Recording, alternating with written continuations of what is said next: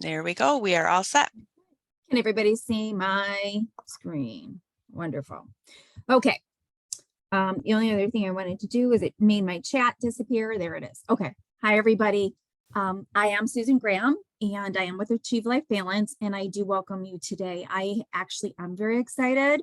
I appreciate what Sarah says, because the reality is I am very passionate about this, partly because I actually, through all of the years that I've been doing this, I've learned so much. I've used it. And sometimes it makes me like a little caught up, choked up, because it really has changed who I am. And so I'm excited that you can join me. So this is part 1 of part 2, taking back control. And today we're going to talk about overload and emotional well-being. We're going to look at some social emotional tools. What will you gain? An understanding of how emotions impact our thoughts, reactions, and ultimately our situation. Tools and insights to recognize and validate our emotions. The ability to maintain our cognitive function, making good decisions, problem solving, regardless of where our emotions are taking us. An understanding of how to recognize and attend to your child's emotional needs if you're a parent. And tools to teach, model, and encourage self-regulation and cognitive functioning. I have in our children, but also in ourselves. And I wanted to also add that we have opportunities to self-reflect right in today's session and practice these skills. With that said, a few housekeeping notes that I wanted to add, and I think Sarah kind of included them, but I do recommend, if you have a moment, to grab a piece of paper or a journal if you don't have one, so that you can record your personal reflections and any additional notes. Again, even though I can't provide the whole slide deck, you will have access to some of these slides and some additional info. And then I think we're going to end up taking questions at the end, because I couldn't stop what I wanted to add. And I just want to make sure that I give you guys as much information and still have time for those questions. And that said, again, I'm really, really excited. And these tools did change my life. I asked Sarah if we could do 2 quick polls first, just to kind of get an idea of who's joining me today. And the first poll is, I'm just wondering how many of you guys are here for personal support for your clients or families, or support for both.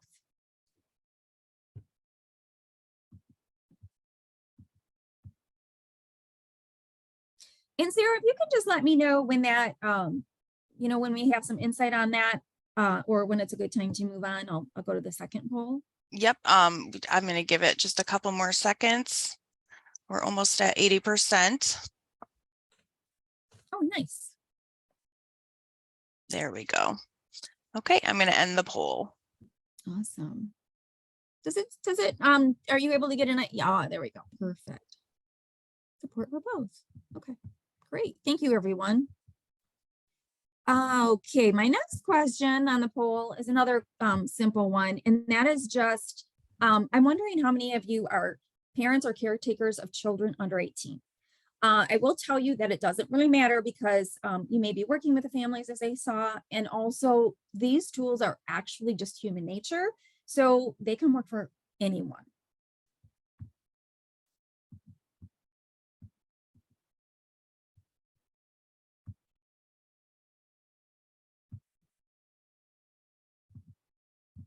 I'll just give it a couple more. Sure.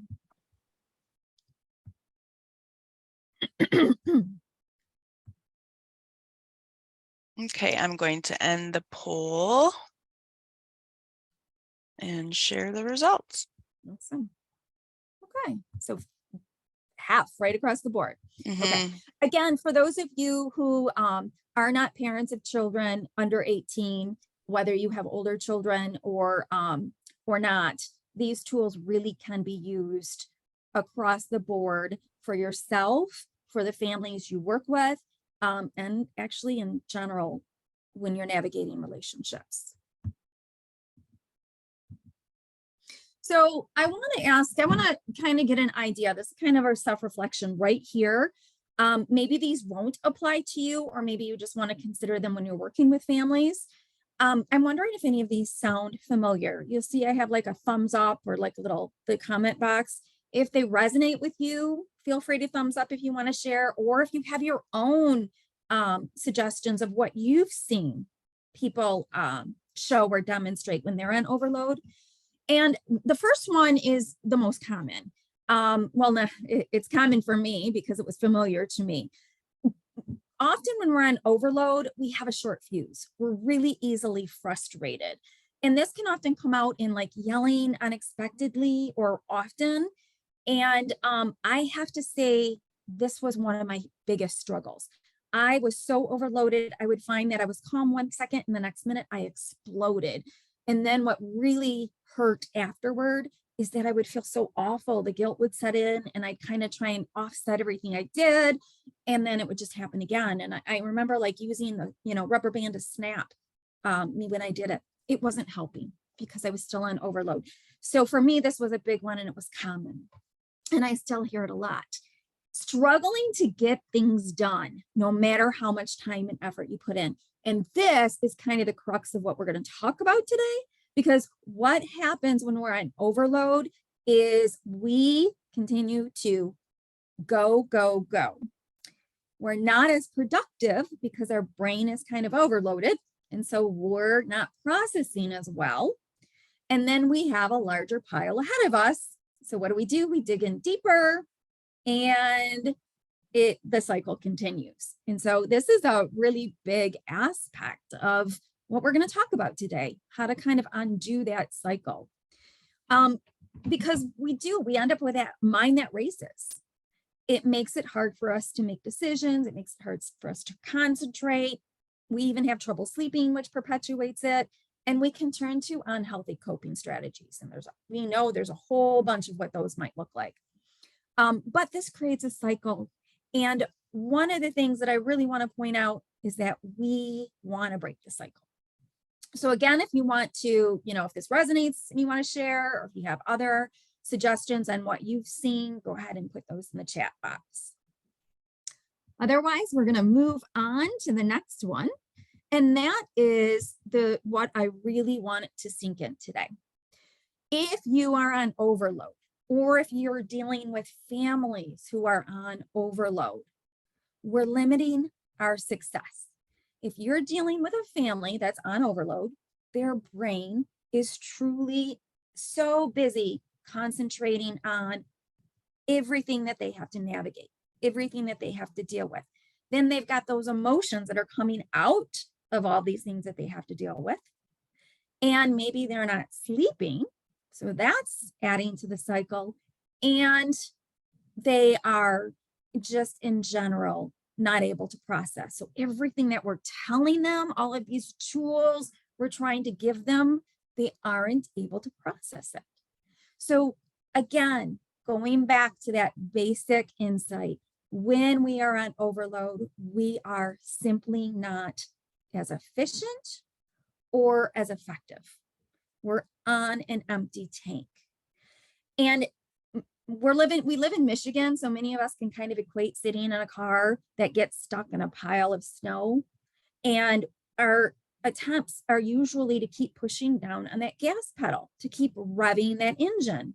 And then those tires spin, and we may or may not get very far, but we don't get out of that hole. And what do? We keep on pressing that gas pedal more. We continue to aggravate the cycle. We end up stealing from our own joy, because as you kind of notice that we can get short-tempered, angry, frustrated. We don't have as much time for the things that we keep promising ourselves we will. And that can lower the energy of everyone around us. That includes the families we work with. That includes our kids, our family members, our loved ones, and ourselves. And I'm really pointing this out because we can be our worst enemy. We can tell everybody else that they need to do these tools and that we can do our self-care, but we don't end up doing them. Maybe some of you are really good about it, but I know this can even happen to me. We are empaths. individuals who work in this arena, take on these jobs, tend to be empaths. And we truly feel that if we stop, we're going to let everybody down. That if we stop, the world is just not like we're letting people down. The world might fall apart. Everyone's counting on us. And so we keep pushing more on our plate. We continue with that overload. But we really need to stop and refill our tank. We really need to start putting into our mindset or into our clients or parents' mindset that taking out this time to rejuvenate, to pause, is not just self-care. It is really the key to putting ourselves back in control. It is not something we should do, it's something that we must do. And the awesome thing is, if we're willing to take out this time to step back. So we have a 3-day weekend coming up, right? Let's just say that, let's think about a time that you might have had a project that you had to work on, and you know this stuff, but you just can't seem to put the pieces into place. And you're looking at it and staring at it, and an hour, 2 hours, 4 hours goes by, and it's still just not the way that you want it to be. If you had to have that 3-day weekend coming up and you took a break and literally did not think about it, chances are you would come back to that project, and those things that were just not being put into place can be so crystal clear that 15 minutes, 30 minutes, you've got a project that you love, and it was faster. And so I'm just going to reiterate it again. Taking out that time to rejuvenate will absolutely help break that pattern of overload. It will help us get more done in less time. There will be that beautiful moment where we will be able to say, I'm going to spend time with people I care about, or I'm going to spend time doing what I love and enjoy, and I can still be just as productive. And one more key that's really cool if you are a parent is I like to tell parents that sometimes we forget that some of what we call chores, we can really return to making them a life lesson. And one example is cooking. Many of us, like including myself, get exhausted with that question. What are we going to do about dinner? How are we going to fit it all in? But if we start reminding ourselves that that is just an amazing opportunity to connect with our family and build life lessons and teach it to other families, we can maybe look at the weekend and we can say, you know what? Cooking is a tradition. It's a family moment. We're going to, communicate on what we want to eat. We're going to share our stations. If everybody will do different things or we'll mix it up, and we're going to communicate during this time so that dinner isn't just a rush, or it's not just when we sit down to eat that we connect. It is the whole process. And not only are we now sharing a chore and making it community time and connecting time, we are spending that time with life lessons. So I just want to reiterate, we have a whole bunch of opportunities that sometimes we forget to look at. So I don't know if anybody has comments or, they want to add a thumbs up into the chat again. But to me, we really, this is a great area for us to take back charge. I'm just going to reiterate this. This is when we need to practice what we preach. If we're telling it to our families, if we want our families to have more success, we really need to encourage that healthy balance for us, for the families we deal with, for those we serve, and as parents for our children and our loved ones as well. Modeling goes a long way. I'm going to pause on that for a minute. So I'm going to go back into, some of the things that you guys are going to hear are really familiar to you. Familiar phrases, words of wisdom, maybe things that you impart. But the question is going to be, do you really utilize them? Because they are so powerful and effective. I really want to encourage you guys to start utilizing some of these tools if you don't already. And so the first one is one you've seen before. and we'll go straight into it. You probably already got to look at it, but it's learning the difference between what we can control and what we can't. And again, maybe many of you guys have utilized this. You know this, you've seen this. You encourage other families to do it. So I'm going to ask the question, does anybody want to put in the chat what they think the answer to this is? What is the one thing, the one and only thing you can control?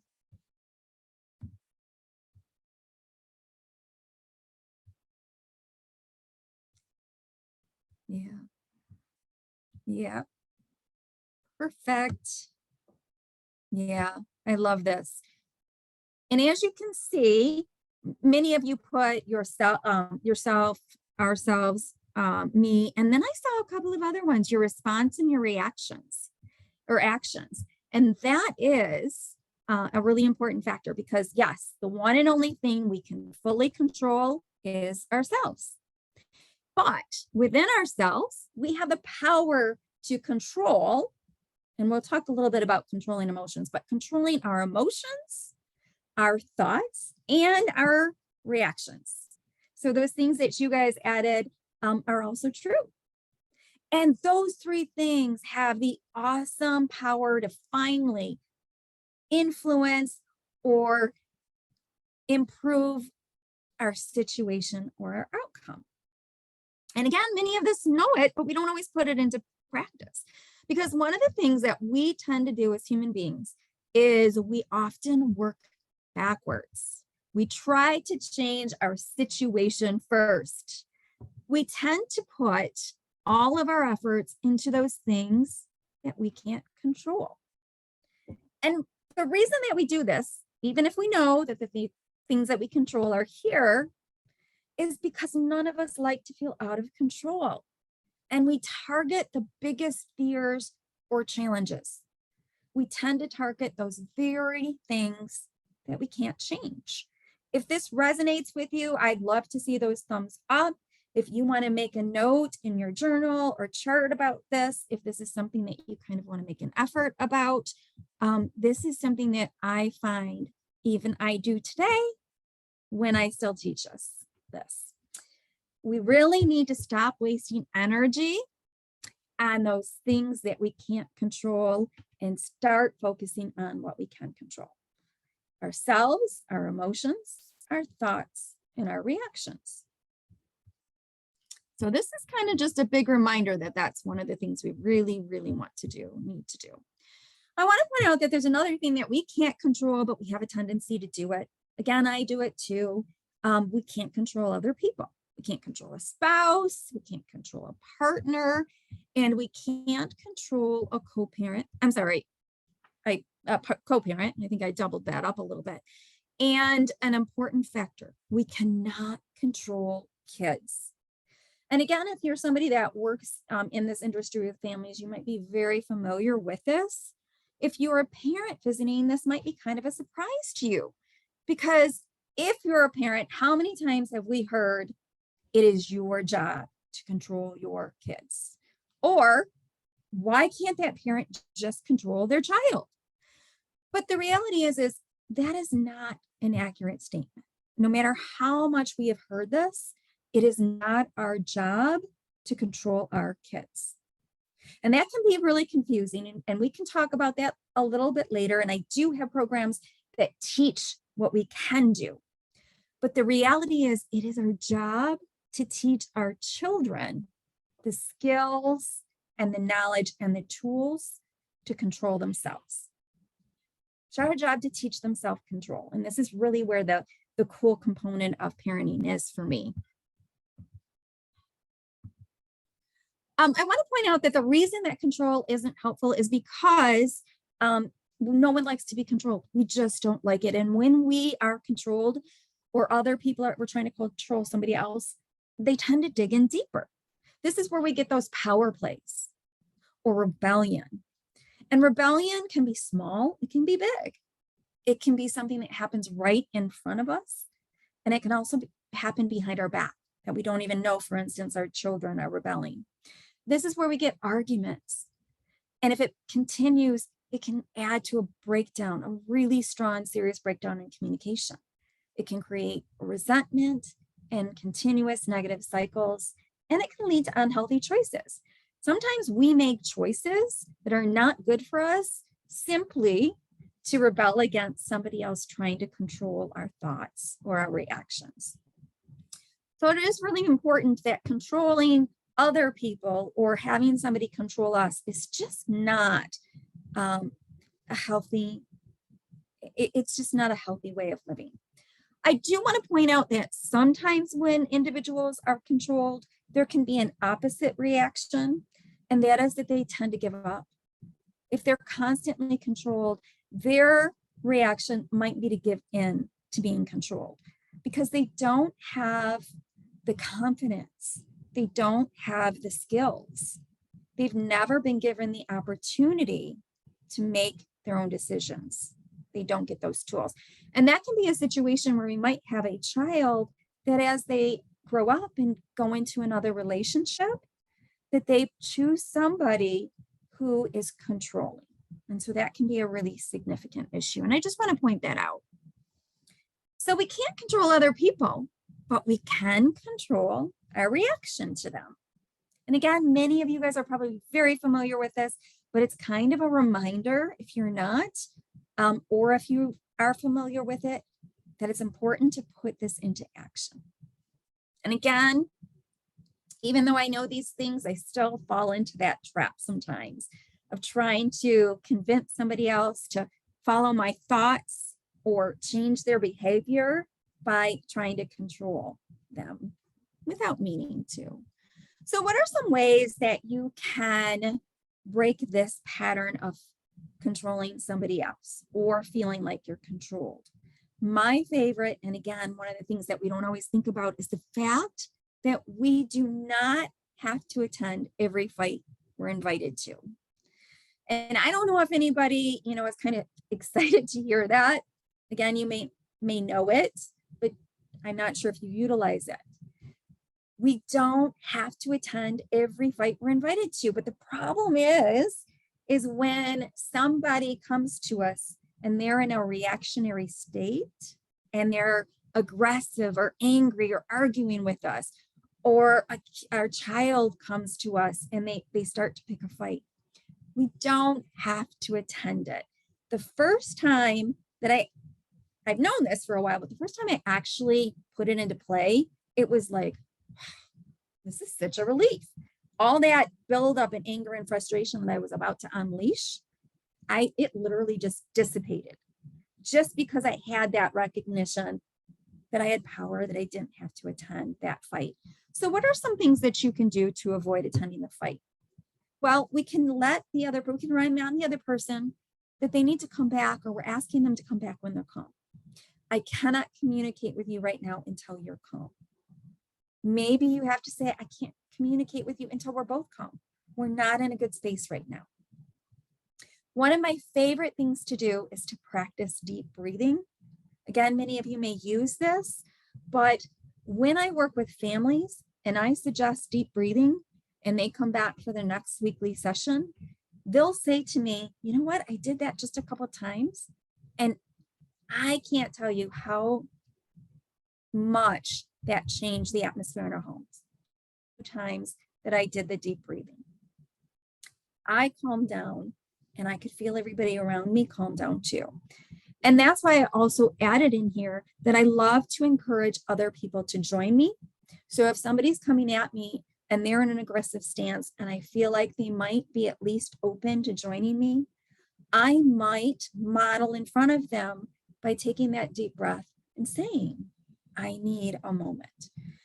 One of my favorite things to do when I've worked with kids is I'll say to them, it feels like we're both kind of out of control, or I am really struggling. And I would just really appreciate it if you could help me practice deep breathing or help me get some good deep breaths in. Can you do that with me? That would be amazing. And we do it together. And so not only are you practicing, not only are you gaining from this, making it a habit, you are also modeling and you're teaching. When I work with families, my favorite thing to do is to recognize that we're students too, that we're learning, that we're building habits, and that we can do it right in front of the individuals that we want to adopt those patterns, those tools from. Another thing that I'm going to say, that we can truly walk away and break access to somebody who is aggressive toward us. And I am not talking about stonewalling. Stonewalling is when you walk away from somebody or continually break access because you absolutely refuse to address the situation. Walking away, breaking access is more of a boundary, or it is a healthy thing to do when you truly are not in a good place. So walking away and breaking access to somebody when it is really an inappropriate moment can be a healthy thing to do. If they are a healthy individual to be around, my suggestion is to take that break and try to come back.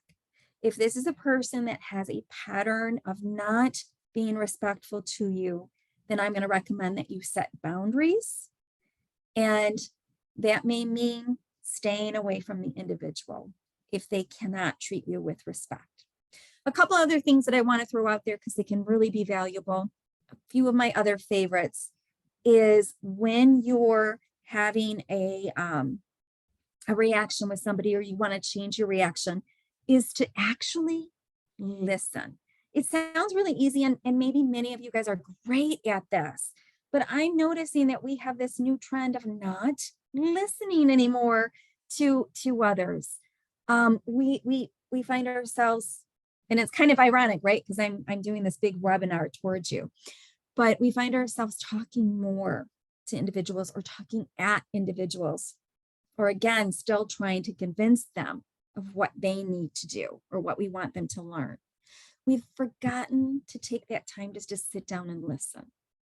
I want to remind everybody, of course, that listening does not mean that we have to be convinced, that we have to agree with their stance.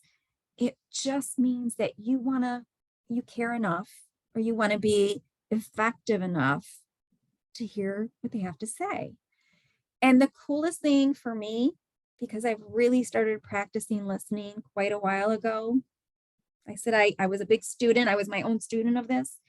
When I started listening, for example, to my kids, and I sat back and I said, I want to learn about you. Tell me what's on your mind. The whole world opened up to me. I started to really get to know my children more. I started to really find out about them, what their thoughts were.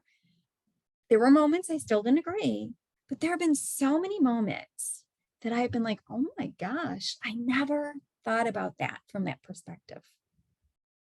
I never considered that. And this is where I'm kind of going to get a catch in my throat, is where I have grown so much in this alone. And the other awesome thing about that is when I started doing that with my programming 10 years ago, I have such an amazing relationship with my kids because they know that we can have an open dialect, that they know that we might not agree, but they know that I'm willing to communicate and understand them. And that goes into the next one. I also love questions. I love to ask questions when I don't have insight, or to genuinely get to know someone better. Instead of trying to solve, for instance, a family's problem that I'm working with, or my children's problem, I no longer have to do that. What I get to do is I get to say, I want to know more about that. Or what do you think about that? Or what do you think might have worked better for you? So I love questions to gain an understanding more about the individual that I'm communicating with. And that can lead to problem solving. They can learn how to problem solve on their own, or it can help us lead to a compromise if we have a disagreement. Any comments or thoughts on these? To me, I have gained so much from these skills. And again, I know many of us know them, but we don't put them into practice all of the time. And it's also important to know that, I think I removed it, but changing our reaction to somebody when we've created a cycle can really change that cycle. It can break the cycle. It can change how somebody starts reacting to us. So there's really a lot of doors that can open. Now, I would love to take a moment of self-reflection. If we can take out about 2 minutes, you do not have to share with the group if you don't want to. You can just kind of think about it in your head. For anybody who would, you can journal it. For anybody who would like to share, I'd love it if you wanted to put that in the chat. And the questions that I'm going to ask you to reflect on are twofold. Number one, I'd love you to think about a recent time when you reacted in a way to somebody and you wish you hadn't. You wish you had done something different. And the question I have for you, the questions are, one, how did that reaction leave you feeling afterward? And two, what strategy would you feel comfortable trying next time? And you don't have to use mine. I would love it for anybody who wanted to add their own. Yeah. Yep. I'm already getting chills. There's one I see in the chat, and yeah, we'll talk about that as soon as I'll give you the 2 minutes for reflection.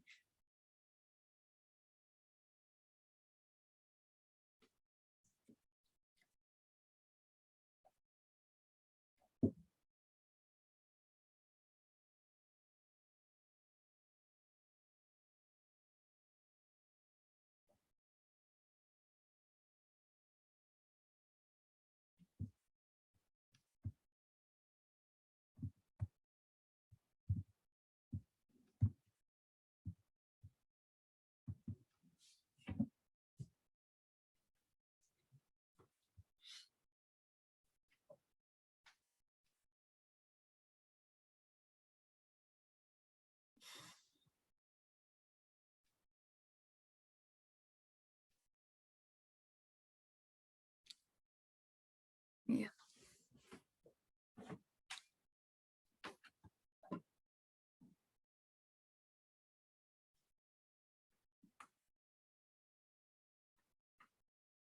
A couple more minutes for anybody who wants to finish their reflection, or maybe even just take a break, or if they want to share. I already see some that I love in the chat.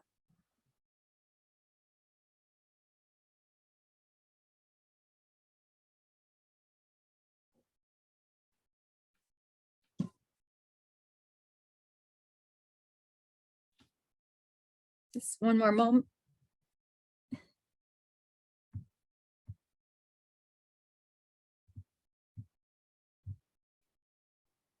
Feel free, I'm going to go through some of these. Feel free if you want to take the time while I'm going through these real quick to add an additional one. Thank you guys that participated, and also for those of you who wanted to share. Again, I'm so passionate about this. I can feel it in my heart. I started listening to my children when they were young, and they come to me with the most uncomfortable topics, and they feel comfortable. This gets me because this is so true. This is what happened to me, and I couldn't be more grateful. We have been through some real trials and tribulations in my house, and we're still going through some of them. And this has been a gift that we can come together and communicate, and they can feel safe. And they've come to me when other parents, they may not feel comfortable coming to other parents. Not patting myself on the back for it, but it's just truly a gift, and it will grow from there. I've allowed myself stress at work to make me short and patient. That's exactly what I was talking about. I can still do that today. I love that, the idea of practicing the pause and letting your child know. It is an incredible way, like I said, to practice it yourself, to offer it to yourself, and to model so you can give them the tools as well. My chat's not going down. Oh, there we go. And I do see splashing cold water on my face and running the risk the cold water to stop the triggering when you feel hot. as far as I'm concerned, as long as you're doing anything that you feel comfortable and safe with, it works. I mentioned that I would do that, wrist snap. It didn't work for me, so I had to try something else.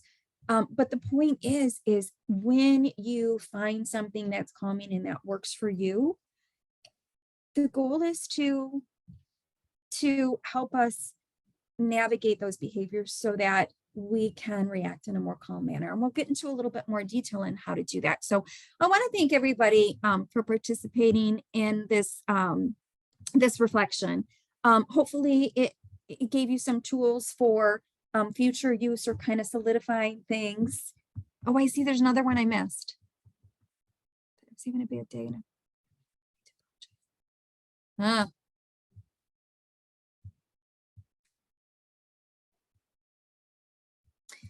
So we are going to, this last one, when you reacted in a way and then you apologized and came back with even more aggressive response. I do like that you said, you know what, you calmed how you controlled how you reacted. And we're going to talk about that. And a couple things on that. I am really big on apologies. If we make a mistake, I think it's really important for us to say, hey, that's not where I want it to be, because we can own it.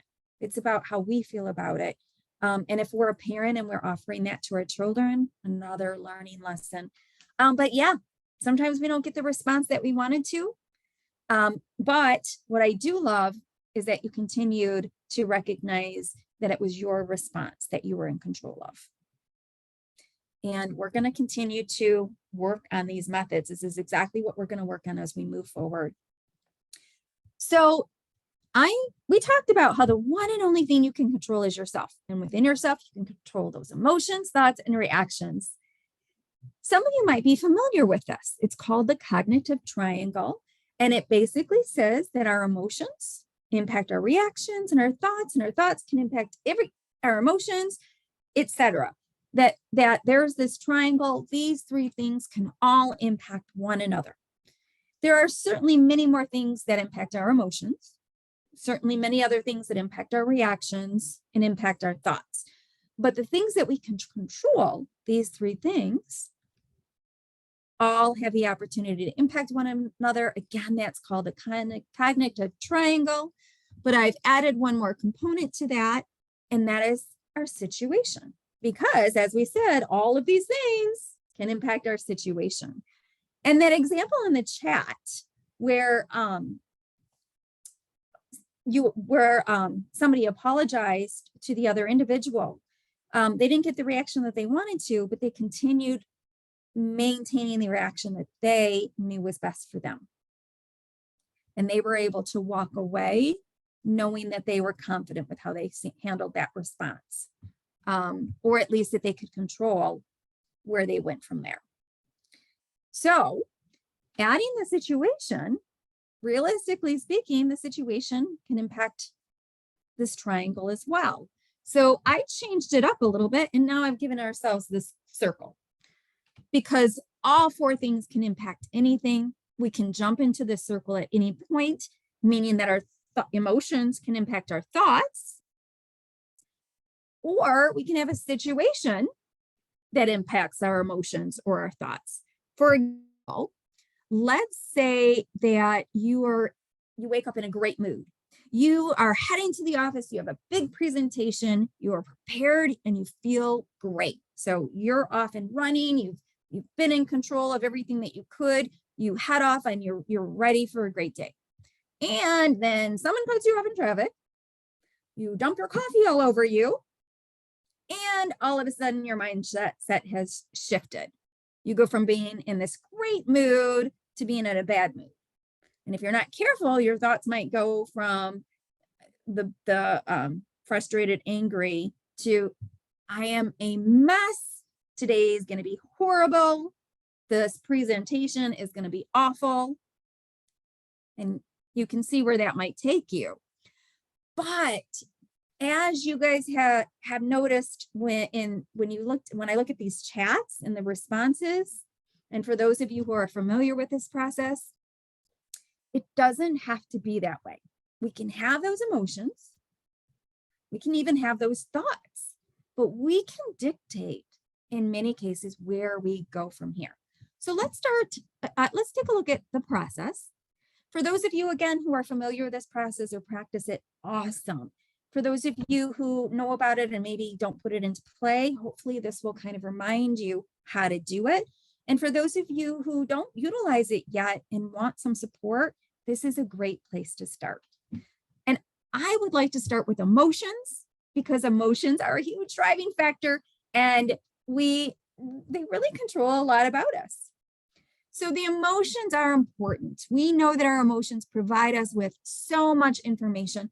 This is just a short list, but let's run through it real quickly. Emotions, first and foremost, they help us communicate and connect with others. Those social cues, right? Some of the social cues are really obvious, some of them aren't.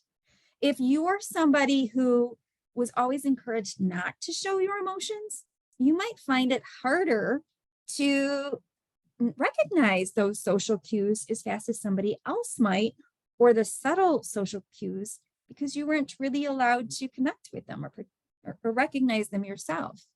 Of course, they help us recognize potential emergencies and react accordingly. I mean, if we're scared, you know, and there's something chasing us, it's going to tell us that we need to run. So the emotions give us a lot of information. They help us process quickly. They help us process long-term, prepare, plan, problem solve. Emotions can be tricky, of course. Even though they provide us with this valuable information, it's important to remember that they can be misleading. A lot of reasons for this. Remember, a lot of things can go into why we have the feeling that we have.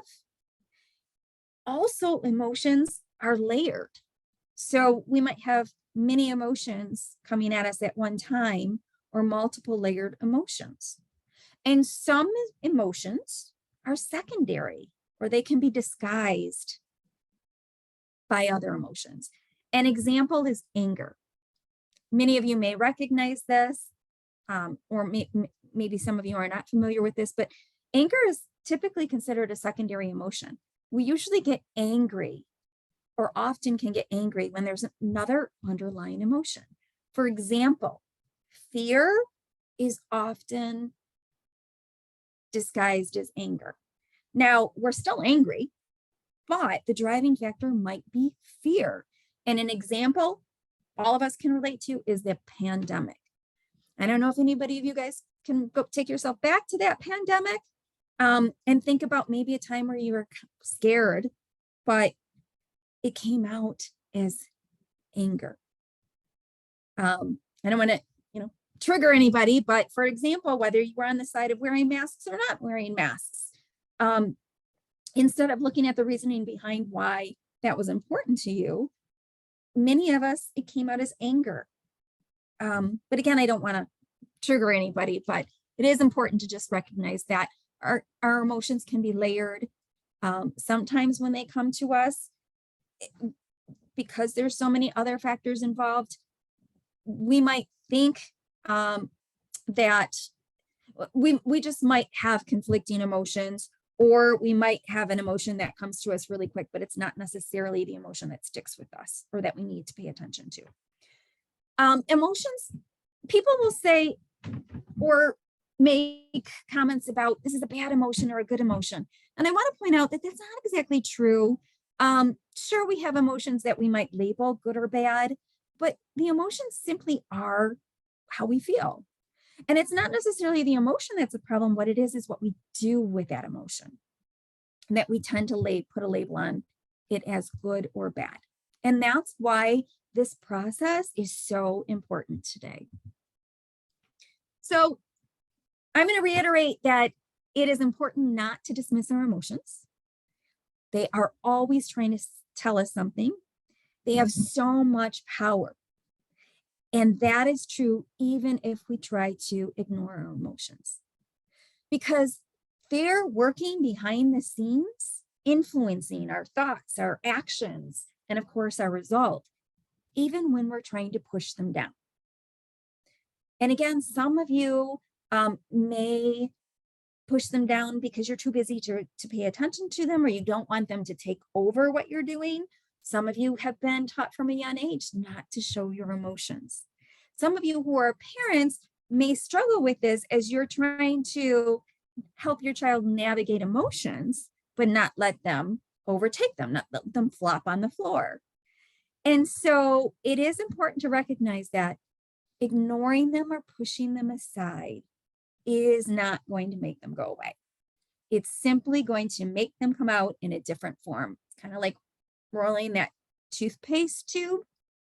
So if we're not properly processing them, we can't control where they take us. And I'm going to put a little note in here. You'll see that I put the word navigate in on this slide, because even though I utilize that we can control our emotions, I really want to point out here that controlling our emotions is actually not what we want to do. We want to navigate our emotions, because our emotions, remember, are trying to tell us something. We're not trying to control those emotions, but we do want to navigate them to help us determine where we want them to take us. So I want to just adjust that a little bit, that when I refer to the controlling of the emotions, it's really more to be succinct with this topic. But I like to say that our job is to help us navigate the emotions. So a couple of really important things to also consider about the emotions. I mentioned that our job is not to ignore the emotion. They are what they are. We feel what we feel at that moment. And our job is really to get a little bit closer to the emotion. So I want to point out a couple quick things about navigating our emotions. One of the things that sometimes happens, aside from us trying to control our emotions by ignoring them or pushing them aside, don't give control of your emotions to somebody else. And this can happen without us even realizing it. But when somebody else tries to control our emotions or force us to dismiss them, it creates that same sense of not being able to navigate them. Some examples: get over it. Or it's no big deal. Stop crying. You're fine. I don't know if that's happened to any of you, but when that happens, it doesn't make us feel better. If somebody brings those comments to us, it's unsettling. It's confusing. And then we're forced to either dig in deeper to that emotion, or we stop trusting our emotions and we let them go.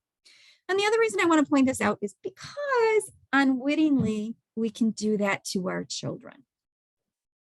So parents, for those of you who are parents, or even if you were talking about adult children, or you're talking about a co-parent or another important person in your life, be really cautious that you're not accidentally dismissing their emotions because you're worried that they'll fall in a puddle or that the emotions will overtake them.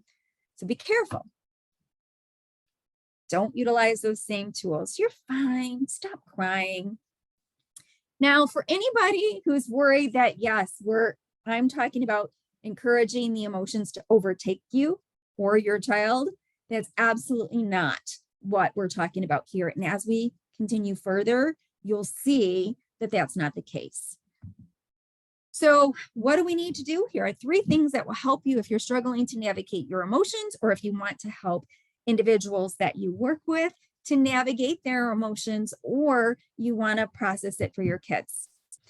We want to recognize that emotion, acknowledge it, accept it, and process the emotion. So I went into a little detail on what this looks like.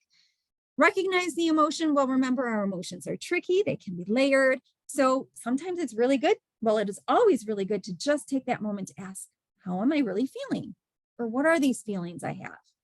To acknowledge it and accept it, because remember, dismissing those emotions are not going to make them go away. And here is where the magic happens for me, processing the emotions. And here are some questions that I like to think about when I consider processing the emotions. Any one of these will work depending on what your goal is. Here are some of my favorite questions. Why am I feeling this way? What's behind this emotion? What is this emotion telling me? Do I need to lean into this emotion? Is this one of those times where I'm sad and I need to process that sadness and I need to look into it deeper, to lean into it? Is this emotion serving me? And that's a big question, because that leads you to the ability to be able to say, you know what? I feel what I feel, but it is not serving me.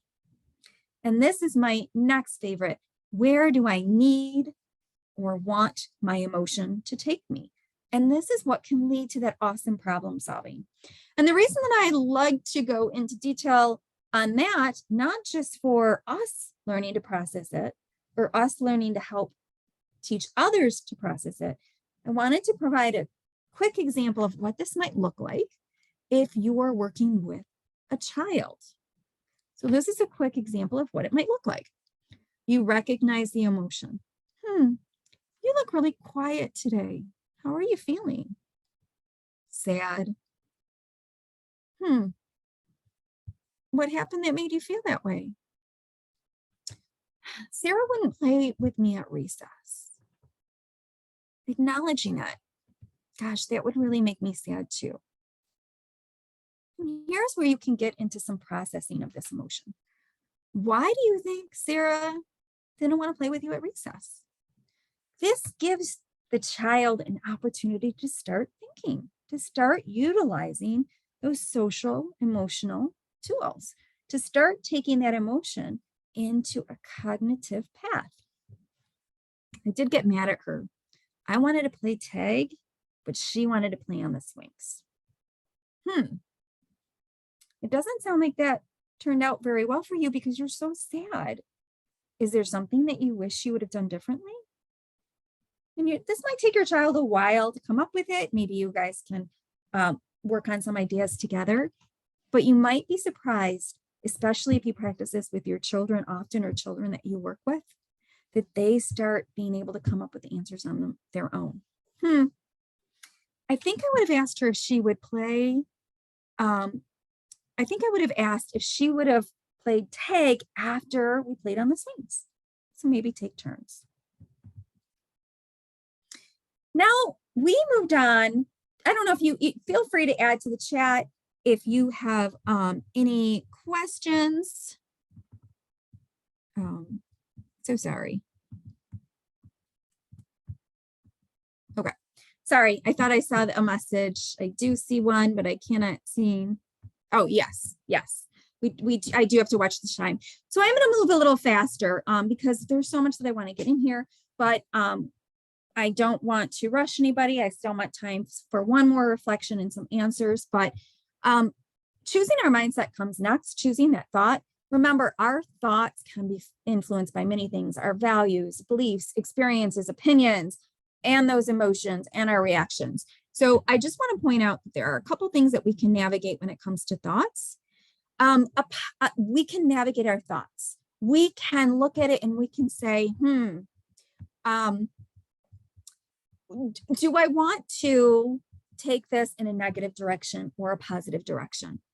And, there's no wrong or right here. It truly is up to you where you want to take this. But I want to give you an example. So let's say that, let's just look at these two different thought patterns. We'll do them real quick. So let me set up the scenario. And as you listen to each of the mindsets, you might want to think about where you would like it to go. But let's say, here's the premise. You spent all night preparing for a big presentation tomorrow morning. And your first mindset is, man, what a mess. This presentation is a joke. I don't know why my boss asked me to do it. I'm never presented anything. I'm not smart enough. And this is going to be a mess. I'm going to make a fool out of myself. How do you think that presentation is going to go? But if you take on a different mindset and you say, let's start out even with the same thoughts. I'm not sure why my boss asked me to do this. I've never presented anything. But I do know the topic well. It's kind of exciting. And actually, I'm looking forward to the challenge. It's going to be a great opportunity to improve my skills. And if I mess up, you know what? No big deal. Now, I'm saying all of this, but I'm going to tell you, this is what I have done. I used to be a very anxious person. I used to let that thought process tumble. And I now have practiced this so much that I am able to go in and recognize when my mindset is tearing me down. And I automatically have found myself turning that mindset around. And I can tell you that I have been sometimes completely like freaked out about what it is going to look like. But I have been able to actually look back now and say, you know what? I've pushed myself and it has been a little crazy. Sometimes it didn't go well, but man, I have come so far and I can keep doing this. And this is one of those things that gets into my, gut throat because it truly has made a difference. Couple things, one thing real quick, because I know we are running out of time that I do want to point out, really, really important. A positive mindset, an optimistic mindset is not about rainbows and unicorns. It is not about being happy all the time. That is so important. It is not about pretending issues don't exist. Real issues need to be addressed. This is called realistic optimism.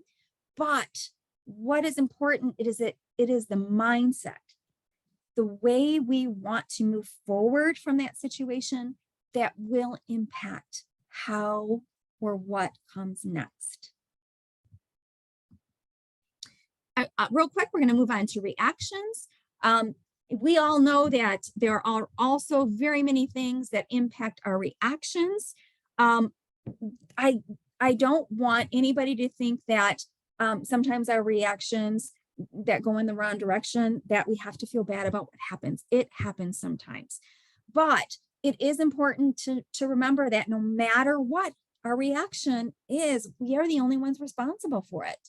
No matter what we feel or what we're thinking. Nobody is going to be stuck in the consequence. We are responsible for that action, no matter how we feel or think.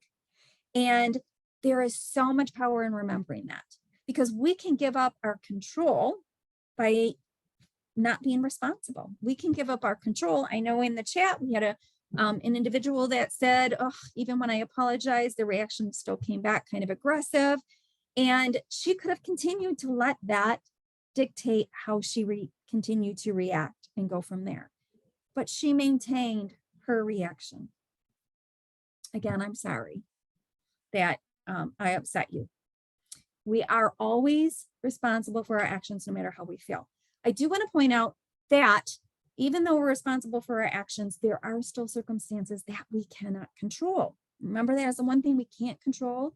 So if you find yourself in a scenario where you are really struggling for control, you're overwhelmed, or maybe you're in an abusive situation, whatever it might look like, you still have a right to take control. And your best way of taking control when you can't is to seek help from others.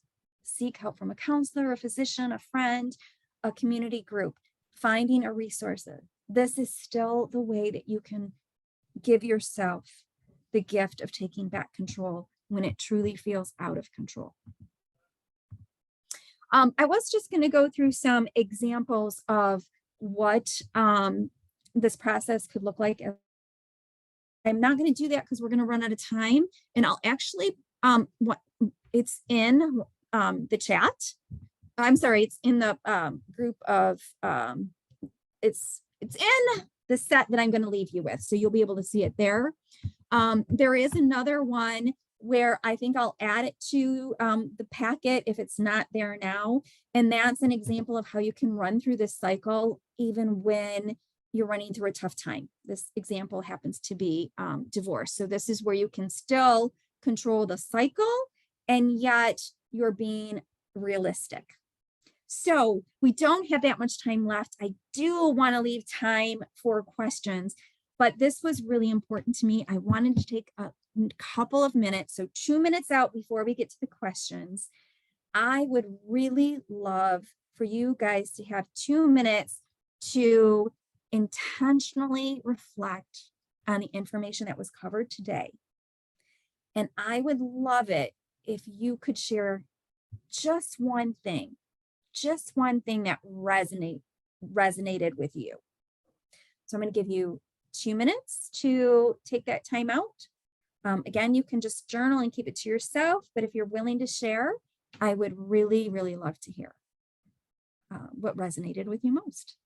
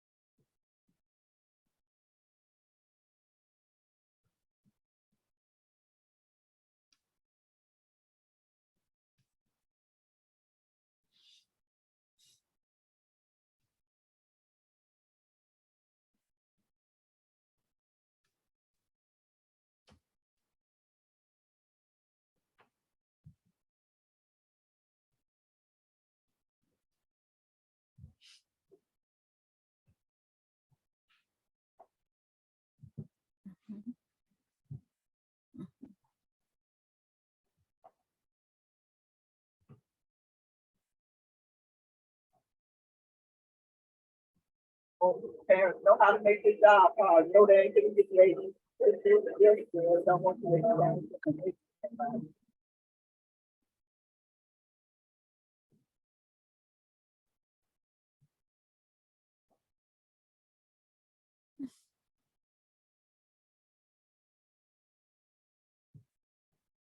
Aw. Mhm.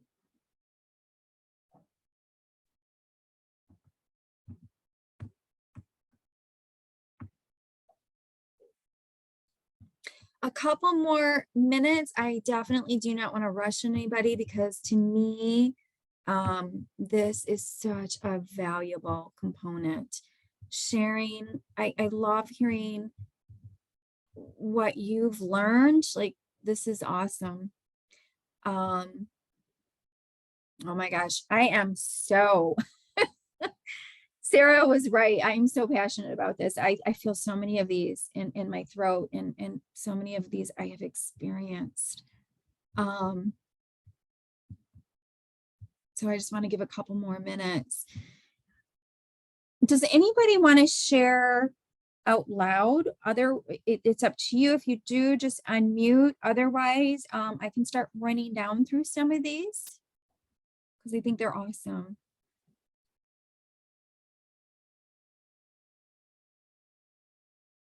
Plus, I still want to leave some moments for questions.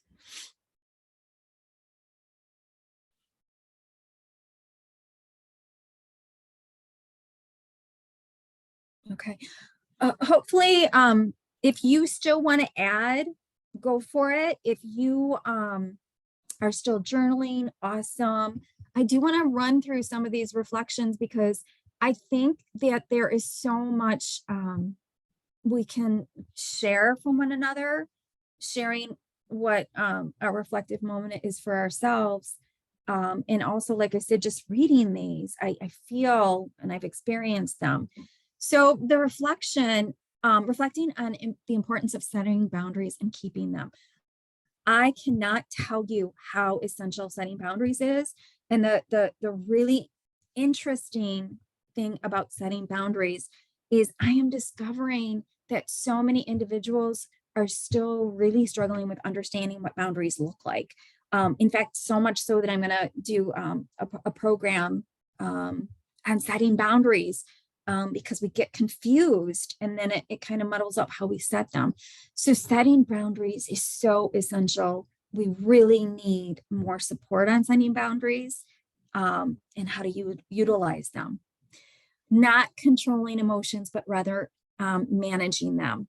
I am so glad you put this in here because I almost didn't make that differentiation because of time, but it really is important that we understand that our emotions just are, and that we really we owe it to ourselves to just say, this is how I feel at this moment.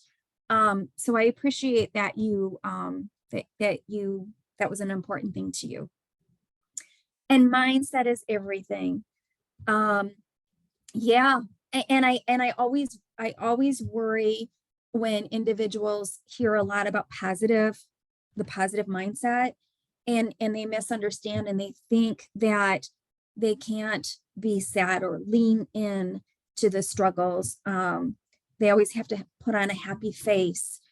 I truly want individuals to recognize that there is the difference between navigating something with full despair and navigating something with some hope, and some feeling of control. Reflecting on the importance to know I can make a difference in how I raise my daughter. Absolutely. Absolutely. One of my greatest gifts is when my daughter, she's honestly a preteen and she's 23 at the time. But she came to me one day when I was working on all of this. I was working on my certification and I was learning. I was like soaking up everything, and I was creating my programming and I was putting into practice what I was learning. And my daughter, preteen at the time, came to me and she said, "Mom, you are such a different person today. Such a different person since you started doing this." And I was like, and I could feel it in my gut, but to hear her say that, and now at 23, looking back at how our relationship is and how I utilized all those years to change my relationship with my children, to change my relationship with myself, I look back and I think, oh my goodness, my path would have looked so differently. But it's not perfect. I still make mistakes and there's things I do differently and there's still struggles, but I think what a gift. And that's why you find me passionate and I want to share it with anybody. So, and Effie, thank you. Thank you. That is so awesome. I appreciate that. Finding a balance between you're fine and it's fine. I love that. That is really a good way to put what we're trying to communicate here, and modeling that good communication. I want everybody to know one of the things that I am still really passionate about, and I think I kind of mentioned it in one of the comments, was in the beauty of apologizing. It is okay when we make a mistake. It is okay if we get caught up in our anger. It's okay. It happens. The gift that we can give ourselves and anybody that was exposed to it is to be able to go in and say, you know what, I'm so sorry. Or, I needed to lean into that anger for that moment. And then to be able to come back and say, but I can move on now. I processed it. I looked at it. I understood it. I reacted to it, but it's okay. I can move forward, and to share that with others. And letting yourself grieve the death. Yeah. Yep. It is a tough thing, and you have to walk through some of those processes, and not letting yourself do that. It's really, really not going to bring you to a healthy place at the end. And walking through that can be tough, but it is essential. Setting boundaries and managing your mindset. Yep, we talked about that. Choosing your thoughts. I'm anxious a lot and tend to think negatively. So I still want to leave time for questions, but I really, really want to point this out. I really want to point this out because I come from an anxious family. Anxiety, it was huge in my family, still is. I would be one of those people that would have that emotion or thought and just snowball. And no matter what I did, I could not seem to stop it. Yes, you go through, there's a lot of things you can do. Therapy was one helpful part of it. But this cognitive component, this practicing this process that I just showed you, seriously, even though it took me a long time, even though I had so many moments where I'm like, this isn't working, or I can't do this, and then I had to revisit, It's not about the fact that I can't do it. It's about the fact that I just need to keep trying, because if I don't try, I won't do it. But if I keep trying, I can get one step close. But I'm pointing this out because I actually have gotten to this point now where if I have an emotion or I'm feeling anxious, I now find myself automatically, and it did take a while, I'll be honest, saying, what's going on? And I sit for a moment, I think, what am I really feeling? Is it this? Is it this? Is it this? And then I'll hit the situation. I'll be like, oh my gosh, that's my anxiety, or that's fear, or that's really sadness. And then I say to myself, is this a big deal? Yeah, this one I have to address. And then other times I find myself going, oh yeah, no, I can let that one go. So Cassandra, to me, this has been an experience. I came from a really tough place. I really struggled. And every time that I continue to move forward, it's amazing that I can get to this spot now. And it's crazy because sometimes I'm like so shocked when all of a sudden I'm doing this process and not even realizing it. My feelings are valid. Don't dismiss them. You're right. They're absolutely valid. Telling my kids to stop crying or I'll be fine when I think it's not a big deal is up to them. So I want to let you guys know that in addition to some of those things about helping your kids manage emotions and, how do we help our kids be better and manage their behavior when we can't control them, as well as, being fearful that if you do let your child, cry, that they're going to learn how to flop on that floor. I've said it before. But really this process is designed to give them those tools so that they don't have to fall apart unless it's that moment that they should really be leaning into it. And the only other thing I want to put in there about crying, I did did an article quite some time ago that was super cool. If you cry, by the way, stress tears are actually relieving stressors. It is a known phenomenon that real tears, those type of tears actually release stressors. They release negative things in your body. So they actually are very healthy. And yes, you don't have to be perfect to be amazing. I love that because I no longer feel that significant pressure. We are not perfect. We are who we are. And that process of learning and teaching our kids or our families or our loved ones that it's all part of the journey is so cool. It gives me the chills. And then those setting boundaries. Okay, so I took a lot of time out of this. We only have 5 minutes left. So I don't know if anybody would love to share anything more or if there are questions. Hopefully I left enough time for that. Anything else that I can offer anybody before we end?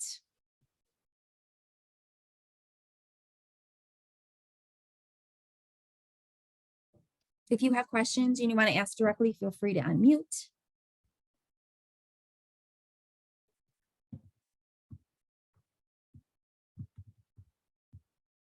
Oh, thank you. I cannot tell you guys how much participating in this has been for me. It makes me grow. I love it. I thank you for sharing this journey with me. Thank you. I want to actually let you know too that don't forget we have a part 2, and that's going to be working on the stressors. And we're going to be doing, if you're joining us, we're going to be doing a lot more of this, like working on it ourselves, reflecting on it, practicing some of these things. And please, anybody at any point, if you want additional support, or if you want to see some additional webinar topics, I do cover a lot of these things that you guys talked about. So please, if you want to message me directly, or put it in the chat or send it to Sarah, there is so much more that we can do with this stuff. So, oh, thank you. Wow. Thank you, guys. Yeah, thanks everyone for coming and for participating. And I think I just popped in the chat the handouts that Susan is allowing us all to have from this presentation. And I just wanted to say how grateful I am. I agree with Susan. This can apply to all relationships and interactions you're having. And sometimes it seems like we should know these, and maybe we do, but are we practicing them is two different things. And I know that I have, you know, really had some great reminders through this last hour and a half to use with my children and my husband, my spouse, friends, coworkers. Really, it applies to it all. It does. Yeah. I've had business people come to me and they'll be like, oh my gosh, I use this for everything. It's just so cool because it's really, you know, it's really not that hard either. It's just the reminders and just knowing that it's okay to try these and what we can do. And anyway, yeah, it's so cool. We can do it for everybody. And yes, Susan mentioned the part 2 of this webinar. I will make sure that we have the passcode all figured out beforehand. So I might just be emailing everyone a passcode, or I'll look into that a little bit more so we don't have that to deal with, and because we did lose a little bit of time from that. And the survey or evaluation, once the meeting ends, it will take you automatically to that survey, and you can do it right away. And it's fairly short and shouldn't take much time. And then you'll be looking out for your certificates within the next 2 weeks. So again, thank you everyone for coming and joining us. And we hope to see you at the part 2 session webinar, and have a wonderful day. And I just wanted to let you guys know too, that if anybody, those slides that I didn't get to go through that aren't part of that packet, I'll send them to Sarah, or you can reach out to me and I'll get them for you. Someone just asked, will it be a link that comes through the email? I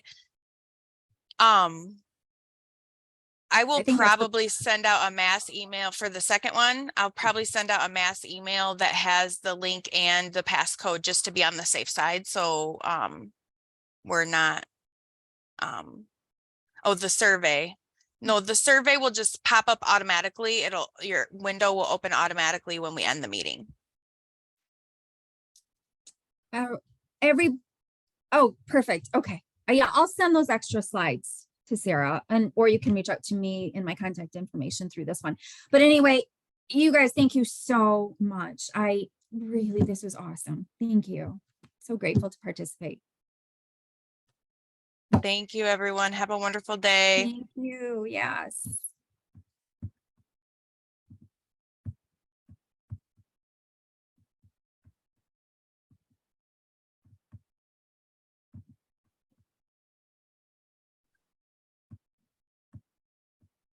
Thank you so much, Sarah. Yeah, absolutely. I am going to end the meeting right now, and I will see you. We're gonna, yeah, in a couple minutes. Yep. All right. Okay. Bye. Thanks.